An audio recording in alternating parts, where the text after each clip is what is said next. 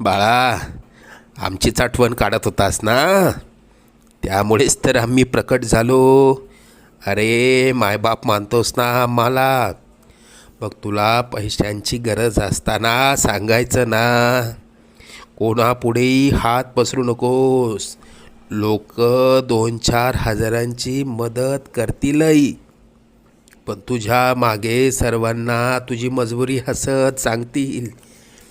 आता तुला कोणापुढे हात पसरण्याची वेळच येणार नाही.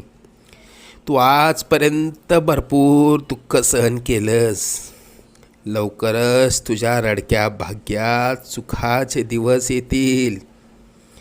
तुझ्या मनात असलेली इच्छा पूर्ण होऊन अक्कलकोटला पेढे घेऊन येणं होईल. येशील ना आम्हाला भेटायला अक्कलकोटला? सगळं